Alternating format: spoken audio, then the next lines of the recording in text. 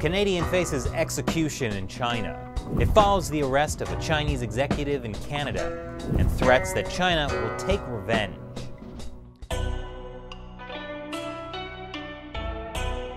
Welcome to China Uncensored. I'm Chris Chappell. Be sure to subscribe to our YouTube channel for the latest China news and click the notification bell so you get an alert when we publish a new episode.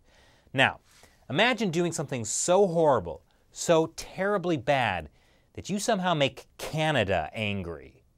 I know, that's just a boot impossible, but that's what the Chinese Communist Party has managed to do. So in case you've been living in a cave for the past month, big news, in December, Canada arrested Chinese telecom giant Huawei's CFO Meng Wanzhou. That was at the request of the US.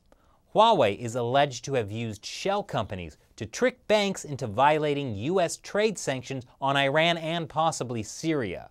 But the arrest of Huawei CFO did not make the Chinese regime happy. And my maybe no longer favorite Chinese state-run media, the Global Times, said China would take revenge if Canada doesn't free the Huawei CFO. And let's just say that turned out to be more than just an empty threat.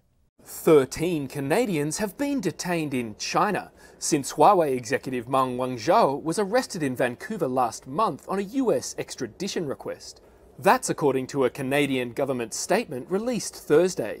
And this week, Chinese authorities took it a step further. A court in China has ordered a retrial of a Canadian citizen on drug smuggling charges. Robert Lloyd Schellenberg had lodged an appeal after being handed a 15-year sentence in November. But prosecutors argued that sentence was too light. The court agreed. Well, that appeal backfired. So if a 15-year sentence was too light, what was the court's new sentence? The Chinese court has sentenced a Canadian man to death. Holy cow, that escalated quickly. This is why I don't plan on traveling to China anytime soon. In fact, the US State Department issued a travel advisory to China at the start of the year, warning of arbitrary enforcement of laws. China's foreign ministry said that was ridiculous. I would like to point out here that the competent Chinese authorities have always impartially handled cases that involve the tiny minority of foreign nationals who are suspected of crime in China according to law. The U.S. side's issuance of this travel advisory, frankly, does not hold water.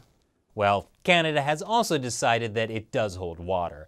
Their own travel warning now says Canadian citizens should exercise a high degree of caution if traveling to China. China's sentencing of a Canadian national to death on Monday has drawn heavy criticism from Canada. Prime Minister Justin Trudeau blasted Beijing for the conviction of Robert Lloyd Schellenberg on drug offences. It's dealt a further blow to already icy relations between the two sides. But I will say it is of extreme concern to us as a government, as it should be to all our international friends and allies, that China has chosen to begin to arbitrarily apply death penalty in cases facing, as in this case, facing a Canadian. And you guessed it, the Chinese regime was not happy of being accused of arbitrary law enforcement. The remarks by the relevant Canadian person lack the most basic awareness of the legal system. Wow, she didn't even use his name. Though that was the first time any Canadian official has been called relevant. China is known for handing out harsh sentences for drug dealing, even, yes, the death penalty. In fact, over the past decade, citizens of multiple countries have been sentenced to death in China for drug crimes, over 100 just from Nigeria. Then again, according to Amnesty International, China is just the best at executions all around. China remains the world's top executor, but the true extent of the use of the death penalty in China is unknown, as this data is classified as a state secret. So China executes a lot of people, and some of them are executed for drug offenses.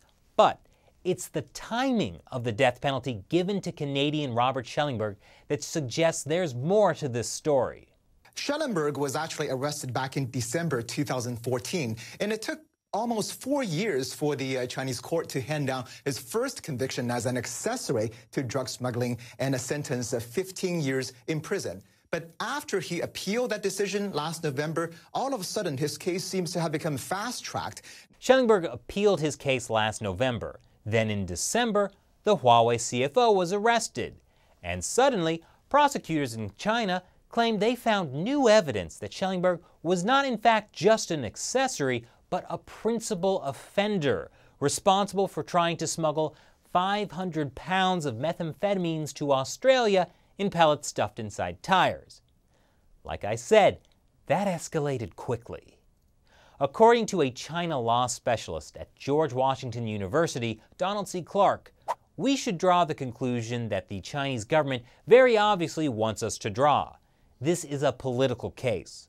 Schellenberg's fate will have nothing to do with his individual guilt or innocence. And that's the biggest challenge Canada will have in trying to prevent Schellenberg's execution. The Chinese Communist Party fundamentally doesn't do rule of law. They will use their legal system to do what they want politically.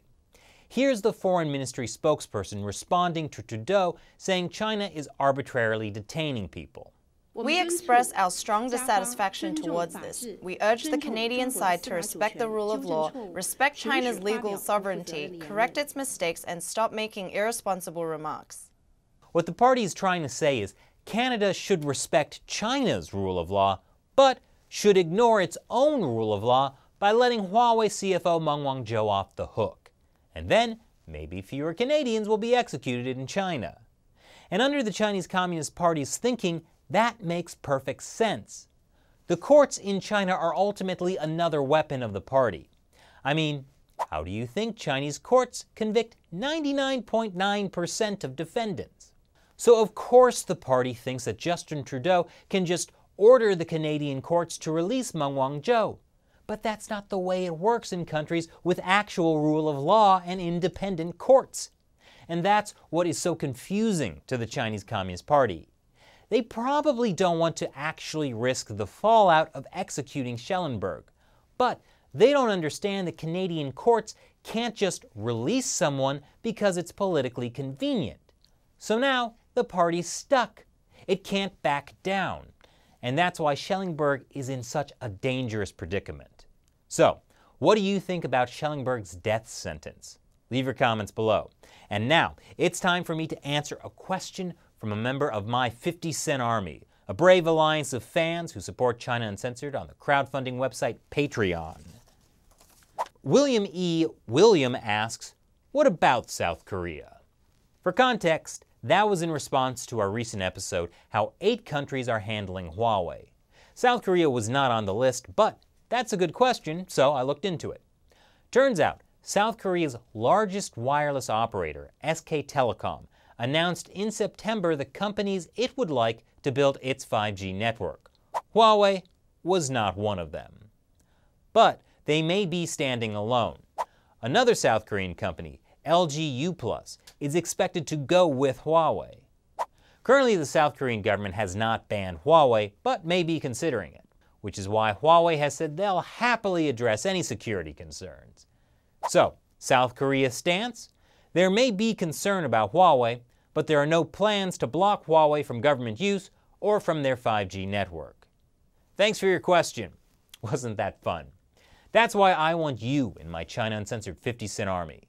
To sign up, go to patreon.com/China Uncensored.